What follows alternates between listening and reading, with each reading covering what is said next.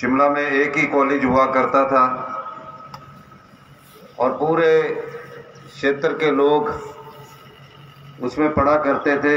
तो हमीरपुर से तो बहुत कम लोग यहाँ पर वहाँ पढ़ा करते थे। तो इंदर जी और हम इकट्ठे ही कॉलेज में पढ़कर हम विश्वविद्यालय में चले गए। इंदर जी अपने काम धंधे में लग पड़े। हमारे पुराने साथी इंद्रदत्त लखनपाल जी इस क्षेत्र के सेवक भी हैं। मेरे राजनीतिक सलाहकार श्री सुनील बिट्टू जी, पूर्व विधायक श्री वीडी लखनपाल जी, श्री मंजीत डोगरा जी, ब्लॉक कांग्रेस कमेटी के हमारे अध्यक्ष केवल दीवान जी, हमारे प्रदेश कांग्रेस कमेटी के जनरल सेक्रेटरी राजेंद्र जार जी, कृष्ण चौधरी जी, राजीव राणा जी, हमारे पोल्यूशन के मेंबर डैनी जसवाल जी, हमारे इस क्षेत्र के सभी पंचायत प्रधान, बिजड़ी पंचायत के प्रधान संजय जी, सभी दूर दराज से आए माताएं, बहनें, युवा साथी और बुजुर्गों, 1 वर्ष पहले हिमाचल प्रदेश में जब कांग्रेस की सरकार बनी और कांग्रेस की सरकार बनने के बाद हमीरपुर जिला से मुख्यमंत्री के रूप में जब मैंने शपथ ली, उस समय मेरे मन में कई विचार आते थे। मुख्यमंत्री की शपथ लेने के बाद मैं जब अभी सुख आश्रय के लाभार्थियों से बात कर रहा था तो मेरे मन में बहुत अधिक प्रसन्नता हो रही थी। शपथ लेने के बाद मैं बालिका अनाथ आश्रम में गया। उन प्यारी नन्ही बच्चियों से मैंने कुछ सीखा और एक ध्यान मेरे दिमाग में हमेशा रहा कि जिन बच्चों के माता नहीं है, जिन बच्चों के पिता नहीं है, उनके लिए कोई योजना लाई जाए। मैंने इस दृष्टि से सोचना शुरू किया और 10 महीने बाद मुख्यमंत्री सुख आश्रय योजना धरातल पर आई और आज जब उसका लाभ इन हमारे बच्चों को मिल रहा है तो मन में बहुत अधिक प्रसन्नता हो रही है। हमने हिंदुस्तान का पहला कानून बनाया और कानूनी रूप से उन बच्चों को ये अधिकार दिया जिनकी माता नहीं है, जिनका पिता नहीं है, अगर वो आगे पढ़ना चाहते हैं, पैदा होने के बाद से 27 साल की उम्र तक पूरा खर्चा उनका सरकार ही करेगी। उन्हें चिल्ड्रन ऑफ द स्टेट का दर्जा दिया गया, यानी सरकार ही माता है और सरकार ही पिता है, जिसके अंतर्गत इन बच्चों को हमारा लाभ पहुंच रहा है। आप सोचते बहुत है, लेकिन जब तक आप कोई योजना धरातल पर नहीं ला सकते तब तक वो योजना पूर्ण नहीं मानी जाती है। ये योजना सोची भी गई और 10 महीने के भीतर धरातल पर भी लाई गई और उन सभी सरकारी बच्चे जिन्हें चिल्ड्रन ऑफ द स्टेट का दर्जा दिया गया है, तकरीबन 4000 बच्चों को हमने एक अधिकार दिया, कानूनी अधिकार दिया कि सरकार ही तुम्हारा 27 साल की उम्र तक ख्याल रखे। अभी हम अपनी आर्थिक स्थिति से उबर ही रहे थे। प्रदेश आर्थिक तंगहाली के जाल में फंसा हुआ था और इस आर्थिक बदहाली की लड़ाई हम लड़ रहे थे। भारतीय जनता पार्टी की जो पिछले 5 वर्षों की सरकार थी, उसने प्रदेश पर तकरीबन 75,000 करोड़ रुपए का कर्जा छोड़ा और जो 6th पे कमीशन हमारे सरकारी कर्मचारी और अधिकारियों को दिया, उसकी 10,000 करोड़ की लायबिलिटी हम पर छोड़ी। हमने हिम्मत नहीं हारी। हम उस कर्जे की चुनौती के साथ साथ प्रदेश के विकास में आगे बढ़ते गए और आज मुझे खुशी इस बात की है, जो भारतीय जनता पार्टी के लोग ध्यान आकर्षित करने के लिए जो बात कह रहे हैं, उनसे पूछना चाहिए कि 2022-23 में भारतीय जनता पार्टी की सरकार ने 14,000 करोड़ रुपए का कर्जा लिया था। 14,000 करोड़ रुपए का कर्जा लिया था। और मैं पिछले कल बयान देख रहा था, उल्टा चोर कोतवाल को डांटे। कर्जा उन्होंने लिया, इलेक्शन का वर्ष था, 14,000 कर्जा लिया, 9,000 के करीब शिक्षा संस्थान और दूसरे संस्थान खोल दिए।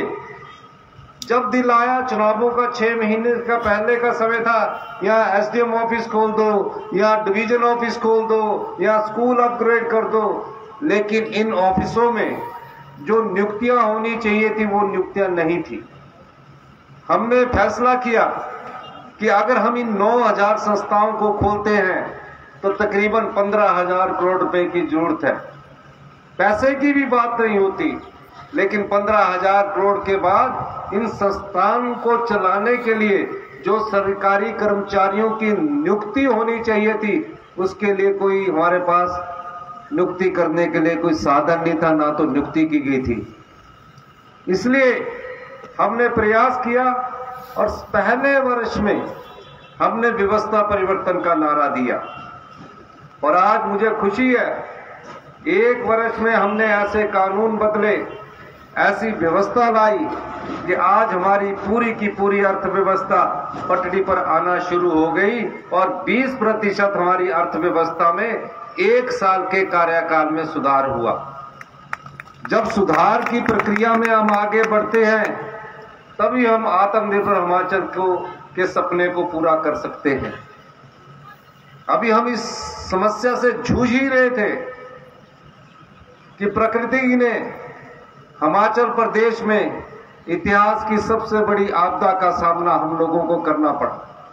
हमारे जीवन काल में हमने कभी भी ऐसी तबाही का मंजर नहीं देखा, ऐसी त्रासदी हमने कभी भी नहीं देखी।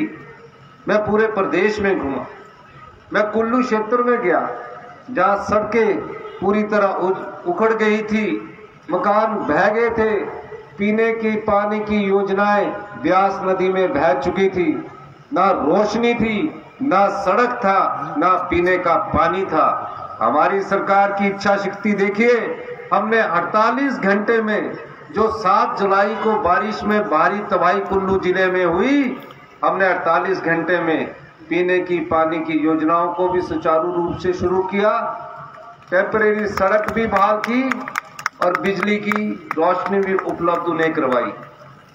हमने कल्पना भी नहीं की थी कि ये बरसात का इतना भयंकर दौर आएगा कि 14 अगस्त को मैं शिमला से कुल्लू जाने के लिए अभी जाने ही वाला था कि पता लगा कि पिछले रात की बारिश ने एक ही दिन में 51 लोगों को हमसे छीन लिया। पूरे हिमाचल प्रदेश में चाहे ऊना था, चाहे बिलासपुर था, चाहे मंडी था, सब जगह तबाही का मंजर था। हर जगह से फोन आ रहे थे कि हमारी सड़क टूट गई है, हमारी पानी की पीने की योजना बह गई है। हमारी सरकार ने हिम्मत नहीं हारी। हमने दिन रात प्रयास किया, रात के 2-2 बजे तक हम अधिकारियों की बैठक लेते रहे। सुबह में हर डिस्ट्रिक्ट में जाता था, हर शाम को 6 बजे मैं बैठक लेता था और मैंने कहा हिमाचल प्रदेश के गांव का कोई भी क्षेत्र पानी से महरूम नहीं रहना चाहिए, सड़क से महरूम नहीं रहना चाहिए, बिजली से महरूम नहीं रहना चाहिए। और हम दिन रात प्रयास करते थे। आपदा भी ऐसी, एक समय यह पता लगता कि आज यहां क्लाउड बर्स्ट हो गया, 7 मकान बह गए, 15 व्यक्ति पानी में लीन हो गए। हर दिन यही सूचना हमें आपदा के समय मिलती रही। कई घर बर्बाद हो गए। कईयों ने कल्पना भी नहीं की थी, कि सोचा भी नहीं होगा कि एक दिन पहले जिस घर में वो रह रहे थे, अगले दिन उनका ये आशाना ये भारी बरसात उनसे छीन ले जाएगी।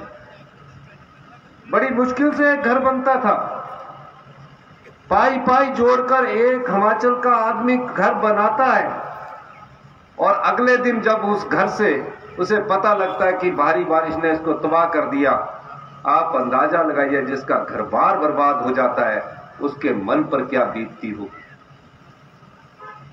वो दर दर की ठोकरें खाने को मजबूर हो गए। हमारी सरकार ने फैसला किया कि थोड़े समय के लिए इन जो परिवारों के घर उजड़ गए हैं उन्हें किराए के मकान में रखा जाएगा। और हमने हिंदुस्तान में ऐसी कोई योजना थी, पहली ऐसी योजना लाई जहां आपदा प्रभावित परिवारों को गांव में 5,000 रुपया प्रति घर के हिसाब से, प्रति परिवार के हिसाब से किराए के रूप में हमने दिया और 10,000 रुपया शहर में दिया। उनके बर्तन तक नहीं बचे थे। हमने गैस का सिलेंडर, बर्तन से लेकर खाने पीने की आपूर्ति अभी 31 मार्च 24 तक हमने उनके लिए जारी रखी है। उसके बाद इस बर्बाद प्रदेश को आबाद करने की जिम्मेवारी भी हमारी सरकार की थी। केंद्र में भारतीय जनता पार्टी की सरकार थी। मैं बार बार केंद्र के नेताओं से मिला, बार बार मैंने अनुरोध किया कि इस आपदा को या तो आप राष्ट्रीय आपदा घोषित करें या स्पेशल रिलीफ पैकेज घोषित कीजिए। मैंने भारतीय जनता पार्टी के यहाँ के जितने भी विधायक थे सबसे अनुरोध किया। भारतीय जनता पार्टी के विधायकों ने, जैसे कि मेरे साथी इंद्रदत्त लखनपाल जी ने बोला, प्रस्ताव लाए विधानसभा में। 3 दिन तक बड़ी बड़ी चर्चाएं की। हर घर बसना चाहिए, हर घर में पानी पहुंचना चाहिए, सड़क उपलब्ध होनी चाहिए। लेकिन जब प्रस्ताव पर वोट डालने की बारी आई, भारतीय जनता पार्टी का एक भी विधायक उस प्रस्ताव के समर्थन में नहीं खड़ा हुआ। वो प्रस्ताव कोई हमारे समर्थन में नहीं था कि सरकार के समर्थन में था। वो प्रस्ताव तो उन आपदा प्रभावित परिवारों के समर्थन में था जिनका घर उजड़ चुका था, जिनका घर आंशिक रूप से टूट चुका था। वो उनके साथ नहीं खड़े हुए। आए दिन बयानबाजी करते हैं कि केंद्र सरकार ने बहुत पैसा दिया। केंद्र सरकार ने कोई हमें ऐसा पैसा नहीं दिया कि जो स्पेशल रिलीफ पैकेज हो। हमें स्पेशल रिलीफ पैकेज के समय कोई आर्थिक सहायता नहीं मिली। जो सहायता मिली वो हमारे एनडीआरएफ और एसडीआरएफ के कानून के तहत जो बनता था वो सहायता हमें मिली। अब जब आपदा से निपटने के बाद केंद्र सरकार के कानून है, उन कानून के तहत हमने क्लेम भरा। 10,000 करोड़ रुपए का जो केंद्र सरकार के कानून है उसके अनुसार हमने क्लेम भरा। वो क्लेम हमें इस दिसंबर में आ जाना चाहिए था, लेकिन अभी तक वो क्लेम अभी तक नहीं आया। कौन लोग हैं जो इस प्रकार का क्लेम लिखवा रहे हैं? केंद्र में बैठी भारतीय जनता पार्टी की सरकार के नेता जो यहां से चुनकर जा रहे हैं वो हमारा क्लेम लिखवा रहे हैं। क्यों नहीं वो आपदा प्रभावित परिवारों के क्लेम को आने देते? ये सवाल आने वाले समय में आप उन लोगों से जरूर पूछिए। हमने क्या हुआ देखा कि जब हमें कोई आर्थिक सहायता नहीं मिल रही है, हमने फैसला किया, हमने बजट में जो प्रावधान किया था उसमें थोड़ा कट लगाया और 45 करोड़ रुपए का आपदा राहत पैकेज उन आपदा प्रभावित परिवारों के लिए हमने दिया जो इस आपदा में अपना सब कुछ खो चुके थे। ये हमारी सरकार की दृढ़ इच्छा शक्ति थी। 4500 करोड़ रुपए का आर्थिक पैकेज, 4500 करोड़ रुपए का आर्थिक पैकेज देने के बाद तकरीबन 4,000 घर जो पूर्णतः क्षतिग्रस्त हो गए थे, 12,000 घर जो आंशिक रूप से क्षतिग्रस्त हो गए थे, 5,000 के करीब पशुशालाएं क्षतिग्रस्त हो चुकी थी। कितने पशु बह चुके थे। मेरे पास अधिकारी कानून लेकर आए, कहा कि जिसका घर पूर्णतः नष्ट हो गया उसको हम सिर्फ 1.5 लाख रुपया दे सकते हैं, और जिसका घर की एक दीवार टूट गई या घर के आगे का डंगा टूट गया या उसके घर के अंदर पानी घुस गया उसको हम सिर्फ 5,000 रुपया देंगे। जिसका पशु मर गया उसको हम सिर्फ 25,000 रुपया देंगे। हमने कहा इस कानून के तहत तो जिसने 20-22 लाख का घर बनाया होगा उसका बाथरूम भी नहीं बन पाएगा। मैंने कहा कि इस कानून में परिवर्तन करना होगा। अधिकारियों ने कानून के नियम पढ़ाने शुरू कर दिए। हमारी इच्छा शक्ति थी, हमने कहा इसमें कोई नियम नहीं चलेगा। 16,000 परिवारों के लिए हमने अपने राज्य का कानून बदल दिया और 1.5 लाख रुपए से बढ़ाकर वो सहायता राशि 7 लाख रुपए कर दी।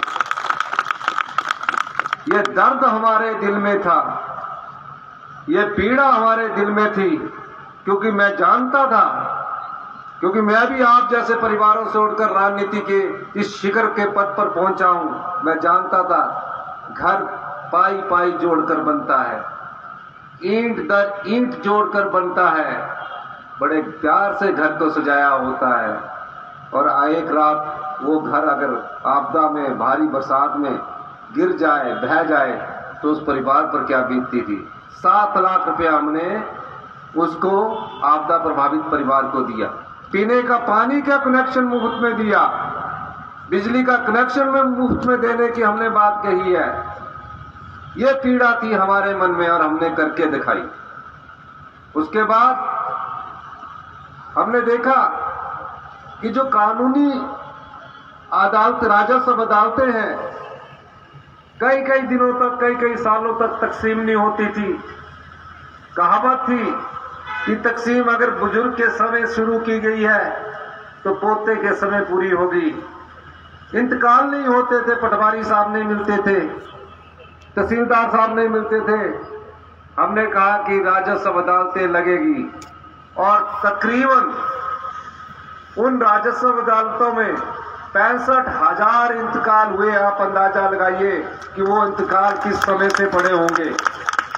मैं धन्यवाद राजस्व के अधिकारी, पटवारी, कानूनों का भी करना चाहता हूं, जिन्होंने दृढ़ता से ये फैसला किया कि हम इन तकसीम को भी करेंगे और हम इंतकाल को भी करेंगे। इसके लिए भी मैंने कानून बदल दिया, नहीं तो समझ ही नहीं होते थे 10-10 साल तक। क्यों? क्योंकि गांव के लोगों की आवाज जो है वो हमारे सरकार की आवाज है। इसीलिए सरकार गांव के द्वार कार्यक्रम के तहत आज आपके बीच में आई है। ये कार्यक्रम कोई महज कार्यक्रम नहीं है, आने वाले बजट में इसकी झलक आपको नजर आएगी। हमने पहली बार ऐसा बजट प्रस्तुत किया जिसमें यह कहा गया कि 2026 तक हम अपने राज्य को ग्रीन राज्य के रूप में विकसित करेंगे। हमारी सरकार इस दिशा में आगे बढ़ रही है। पिछले 5 सालों में शिक्षा के स्तर में इतनी गिरावट आई, मतलब जो बच्चे शिक्षक गवर्नमेंट स्कूल में पढ़ने जाते हैं उनके स्तर में इतनी गिरावट आई कि 5वीं का बच्चा दूसरी कक्षा की किताब नहीं पढ़ सकता, दूसरी कक्षा की किताब नहीं पढ़ सकता। और गुणात्मक शिक्षा में हम 18वें स्थान पर पहुंच गए। ये पिछली सरकार की देन है हमारे पास। आज हम 18वें स्थान पर है। हमने शिक्षा के मूलभूत ढांचे में परिवर्तन करने का फैसला किया और मुझे खुशी है 2 महीने बाद जो नया एकेडमिक सेशन होगा उसमें हमारा सबसे ज्यादा जोर बच्चों की गुणात्मक शिक्षा पर होगा। हमने कमी को पहचाना कि हमारा गांव का बच्चा किस कमी के कारण आत्मविश्वास से भरपूर नहीं हो पाता। उस कमी में हमने देखा कि जब वो इंग्लिश नहीं बोल पाता तो थोड़ा सा उसके मन में आत्मविश्वास की कमी रहती है। इसका ये मतलब नहीं कि हिंदी में पढ़ने वाला बच्चा अच्छा नहीं हो सकता। हम भी तो हिंदी स्कूलों में पढ़े हैं, गवर्नमेंट स्कूलों में पढ़े हैं, आज इस कुर्सी पर पहुंचे हैं। लेकिन जब भविष्य की चुनौतियों का सामना करना है तो हमें अपनी युवा पीढ़ी और बच्चों को भी भविष्य की चुनौतियों की तरह शिक्षा देनी पड़ेगी। और हमने पहली कक्षा से आने वाले एकेडमिक सेशन में पूरी तरह इंग्लिश मीडियम से शुरू करने की बात कही है। हमने प्रिंसिपल को यह अधिकार दे दिया कि ड्रेस भी आप ही चुनेंगे। और हमने एक ही कैंपस में 3 तरह के कानून थे। 3 प्रकार की खिचड़ी बना करती थी कि एक ही कैंपस है, एलिमेंट्री का अलग है, प्राइमरी का अलग है और सेकेंडरी का अलग है। हमने कहा एक ही कैंपस में जो भी उसकी यूटिलाइजेशन उसके चीजों की होनी है वो सारा कैंपस के लोग करेंगे और एक प्रकार से चाहे खेल का ग्राउंड है छोटे बच्चे भी उसका यूटिलाइज करेंगे। इसके अलावा हमने Rajiv Gandhi day boarding school की शुरुआत की। आने वाले समय में Rajiv Gandhi day boarding school शिक्षा के स्तर में भी बदलाव लाएंगे और समाज के मूलभूत सोच में भी बदलाव लाएंगे। और इस पहले बोर्डिंग स्कूल की शिलान्यास हमने बोरज विधानसभा क्षेत्र में कर दी है। यह हमारी सरकार की कर्तव्य निष्ठा है। फिर हमने कहा हम आर्थिक तंगी से गुजर रहे हैं, लेकिन जिन सरकारी कर्मचारियों और अधिकारियों ने इस देश में विकास की गाथा लिखी है, उनको हमने ओल्ड पेंशन स्कीम से नवाजा। पहली सरकार है जिसने ओल्ड पेंशन स्कीम से नवाजा। उस ओल्ड पेंशन स्कीम का फायदा जब वो बुढ़ापे में जाएंगे, 60 साल की उम्र के बाद, सरकार से जब उन्हें एक अश्योर्ड इनकम होगी कि मुझे हर महीने सरकार से इतने पैसे आएंगे, वो गर्व से अपनी जिंदगी को जी सकेगा। ये सरकार की कर्तव्य निष्ठा है। पर भारतीय जनता पार्टी के नेताओं से ये पूछा जाना चाहिए, और पूछना भी आपका अधिकार है, कि हमारे यहां से जो सांसद चुनकर जाते हैं, 3 सांसद चुनकर गए, ऐसी आपदा भगवान दोबारा ना लाए। क्या कभी इन 3 सांसदों की फोटो आप लोगों ने एक प्रार्थना पत्र देते हुए अपनी सरकार के गृह मंत्री के पास देते हुए देखी है कि कम से कम इन आपदा राहत परिवारों को रिलीफ पैकेज दीजिए? देखी कभी किसी ने फोटो? नहीं देखी। आपको पूछना चाहिए उनसे कि आप क्यों चुनकर जाते हो? जब प्रदेश में इतिहास की सबसे बड़ी आपदा आती है, आप मूक दर्शक बनकर खड़े रहते हो। ये सवाल हिमाचल की जनता को पूछना चाहिए। बीबीएमबी के हमने 4300 करोड़ रुपया लेना है। हम सुप्रीम कोर्ट से जीत चुके हैं, लेकिन वहां भी किसी न किसी प्रकार से भारतीय जनता पार्टी के लोग अड़चने पैदा कर रहे हैं।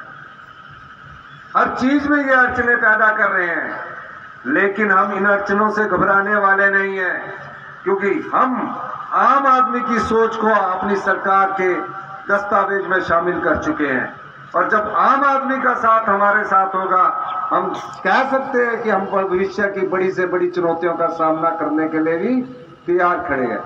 आने वाले समय में आप देखेंगे कि हमारी योजनाएं किसानों को समृद्ध करने के लिए आने वाली है। उन योजनाओं से किसान की आय भी बढ़ेगी, किसान के हाथ में नकद पैसा भी आएगा। ये योजनाएं भविष्य में आपकी आर्थिक उन्नति में और मदद करेगी।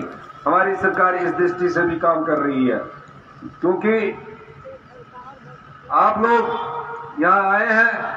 एक बात मैं और कहना चाहता हूं, सरकारें आती है, सरकारें जाती है, लेकिन आपको उन नेताओं से जरूर पूछना चाहिए जो आपका वोट लेकर तो चुनकर चले जाते हैं, जो आपका वोट लेकर बड़ी बड़ी बातें करते हैं, लेकिन उन्होंने हिमाचल प्रदेश के लिए क्या किया, क्या दिया? महज राजनीतिक नारों से राजनीतिक रोटियां नहीं सेकी जा सकती। प्रदेश में विकास करवाने के लिए आप लोगों को भी महत्वपूर्ण योगदान देना चाहिए, लेकिन वो इस योगदान से हमेशा पीछे रहे हैं। इसलिए मैं कहता हूं कि हमारी सरकार है जो गांव के लोगों की सरकार है, आम लोगों की सरकार है, महिलाओं के सम्मान की सरकार है, युवाओं को रोजगार देने की सरकार है, कर्मचारियों के सम्मान की सरकार है। एक साल में हमने एक साल में 20,000 करोड़ के हमने रोजगार के अवसर सरकारी क्षेत्र में पैदा किए, जो 31 मार्च से पहले अभी भरे जाने हैं। सभी लोगों को सरकारी क्षेत्र में रोजगार नहीं मिल सकता, लेकिन हम ऐसी नीति बना रहे हैं तकरीबन सभी लोग किसी न किसी रूप से, चाहे सरकारी क्षेत्र है, चाहे निजी क्षेत्र है या कृषि क्षेत्र है, किसी न किसी रूप में उसको रोजगार मिले। हमारी सरकार इस दिशा से आगे बढ़ रही है। अंत में मैं एक बार फिर से इंद्रदत्त लखनपाल जी ने बहुत लंबा किताब रख दी है और इतनी लंबी किताब रख दी कि ये सोच रहे कि अभी तो पहला साल है, तो पहले साल ही सारी मांगे पूर्ण कर दी जाए। नहीं तो ऐसी मांगों की किताब जो आती थी चुनावों से 6 महीने पहले आती थी, जैसे भारतीय जनता पार्टी ने की है। तो मैं जब इनसे बात कर रहा था कि इंदर जी इनके लिए पैसे कहां से आएगा, आप तो और हम तो बजट में बोलते रहते हैं, लेकिन हमीरपुर जिले से मुझे कहते कि आप हमीरपुर जिला से मुख्यमंत्री बने, तो मुख्यमंत्री का थोड़ा बहुत असर तो होना चाहिए। तो ये हमेशा अपने लिए किसी न किसी तरह से आपके काम के लिए हमेशा जूझते रहते हैं। और एक बात मैं इनके लिए कहना चाहता हूँ, ये व्यक्ति मैं अभी से नहीं जानता कि ये विधायक बन गए, तभी जानता हूँ। इनके मन में आम आदमी की पीड़ा है। आपने एक ऐसे विधायक को चुनकर भेजा जिनके मन में आप लोगों के लिए दर्द है। विधायक बनते हैं, चुने जाते हैं, फिर दोबारा आते हैं, लेकिन इनके मन में आपके लिए दर्द है। कोई महिला है, कोई युवा है, मेरे पास हमेशा आते कि इसको रोजगार देना है। जितना ये भाग दौड़ करते हैं, मैंने अपने जीवन में ऐसे विधायक बहुत कम देखे हैं। तो एक तो जो अच्छा सेवक होता है, अच्छा सेवा करने वाला होता है, उसको कभी खोना नहीं। जब आप खो देते हो तो काफी पिछड़े जाते हो। इन्होंने 2 बिजली क्षेत्र जो है, बिजली क्षेत्र में 2 सब डिवीजन खोलने की बात की है। एक आईपीएच का सब डिवीजन और एक पीडब्ल्यूडी का सब डिवीजन खोलने की बात है। आर्थिक तंगी के बाद भी इंदर जी ने मुझे कन्विंस किया कि आप इस प्रदेश के मुख्यमंत्री हैं, हमीरपुर जिले को कुछ मिलना चाहिए, तो ये दोनों सब डिवीजन मैं खोलने की घोषणा करता हूं।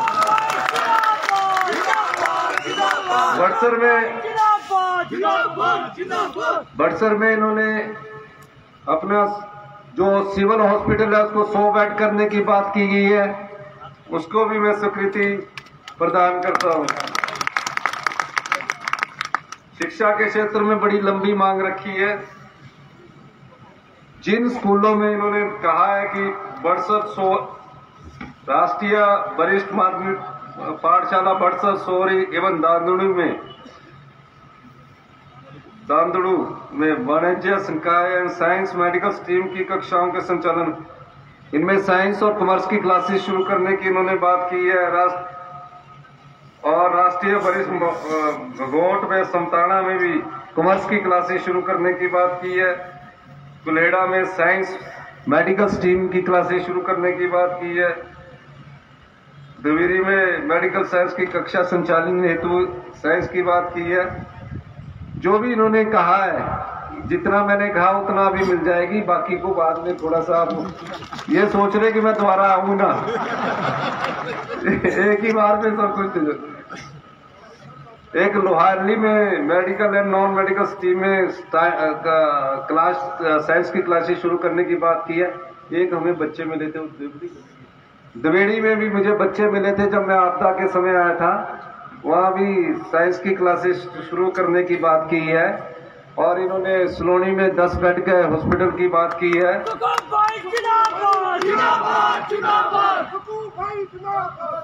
और इस इंडोर स्टेडियम के उन्होंने 50 लाख रुपए देने की बात की है। बाकी मेरे को दोबारा भी आने के लिए छोड़िए ना, तो बाकी मांगे जब दोबारा आऊंगा तब करूंगा आपके बाकी है।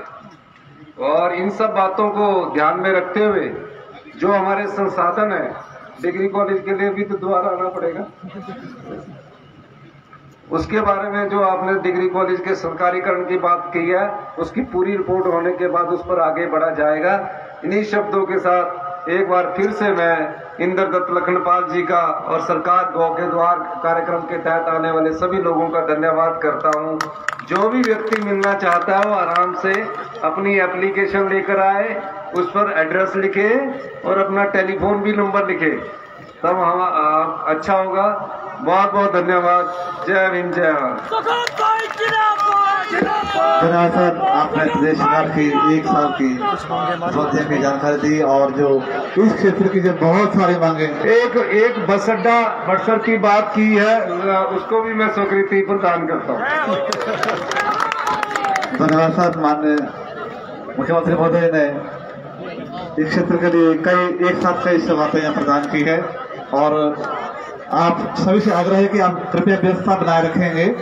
और माननीय मुख्यमंत्री महोदय ने जैसे कहा कि सबकी एप्लीकेशन लेंगे, स्वयं लेंगे।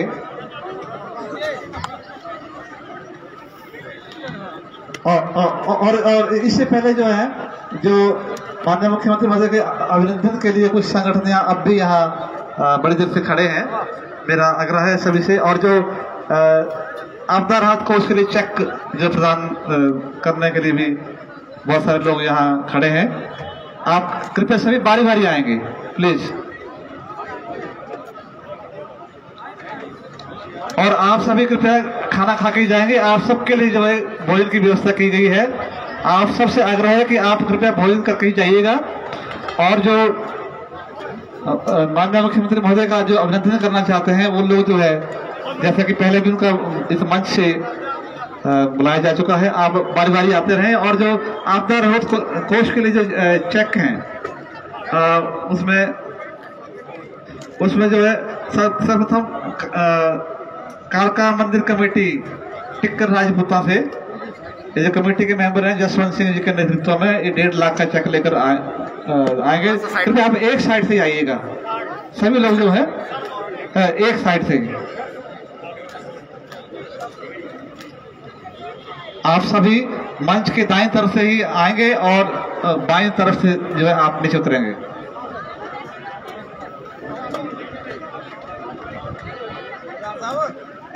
कालका मंदिर कमेटी टिक्कर राजपूता, ये 1.5 लाख का चेक, और साथ में दिव्य सर्वहित सुधार सभा बड़सर, एक प्रधान श्री मदन लाल बनियाल, 11,000 का चेक। ये कृपया आप राइट साइड से सभी आइएगा, राइट साइड से ही सभी लोग आएंगे, राइट साइड से। इस साइड से किसी को नहीं बैठना। कालका मंदिर कमेटी और ये सर्वहित सुधार सभा बड़सर, 11,000 रुपये, और कैप्टन अजीत चौहान, ये भी 11,000 रुपये, और Himachal Pradesh primary cooperative committee employ union बिजड़ी, ये 6300 रुपये, और हरसौर से प्रकाश देवी, ये 5,000 रुपये। ये आप चेक जो है कृपया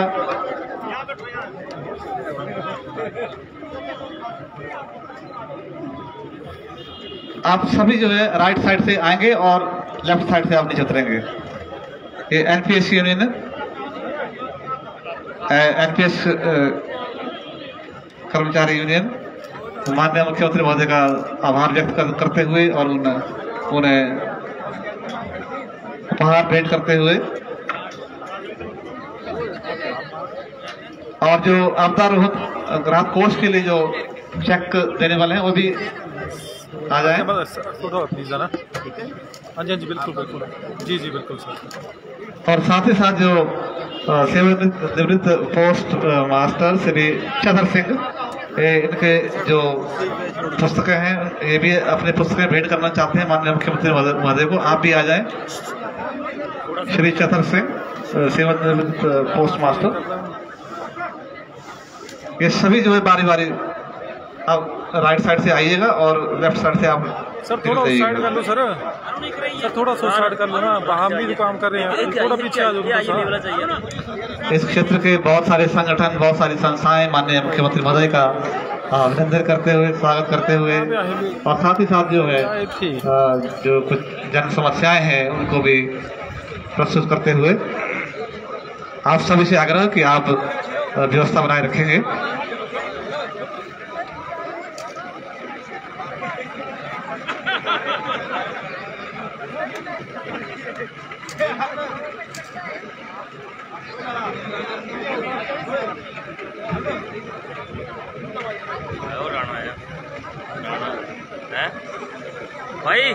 भाई बात सुनो। बहुत ही सुंदर भाई, थोड़ा पीछे हो जाओ ना, आप जूम तो लगे हुए हैं सारे कैमरों में।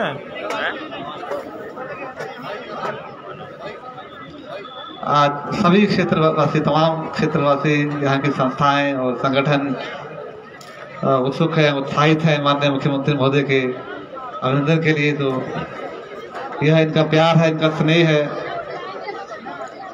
माननीय मुख्यमंत्री महोदय के लिए। धन्यवाद सर।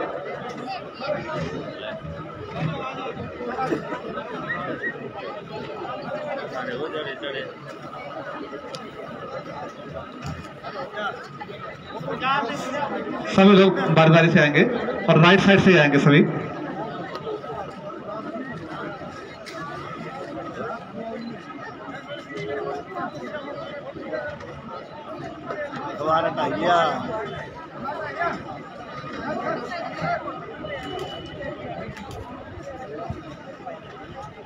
ये बाबा बालकनाथ का बहुत ही सुंदर यह चित्र।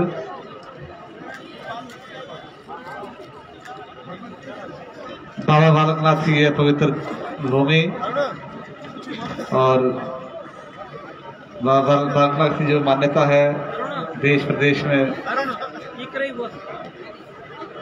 के लोगों में एक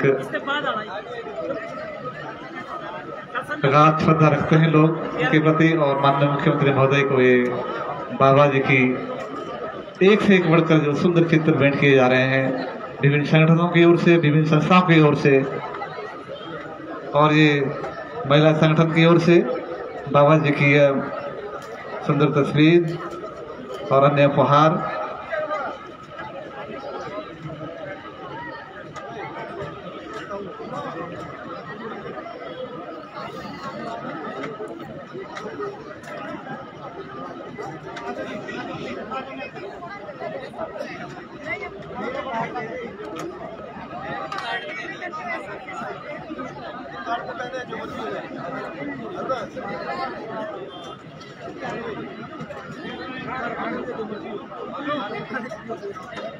और ये भूतपूर्व सैनिक जो है ये भी अभिनंदन करते हुए माननीय मुख्यमंत्री महोदय का और ये आपदा राहत कोष के लिए भी चेक भेंट करते हुए दिव्य सर्वहित सुधार सभा परिषद के ये पदाधिकारी।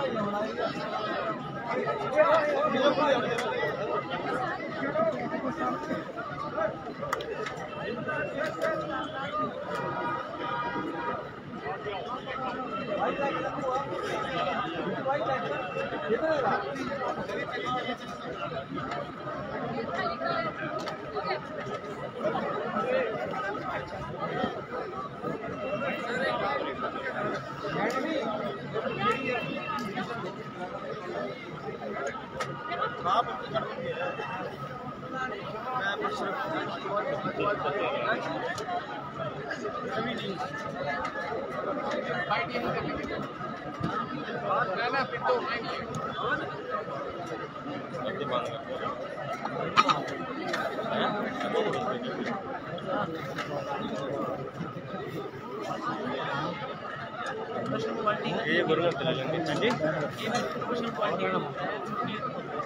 प्रश्न ना केवल प्रश्न गुणवत्ता का नियत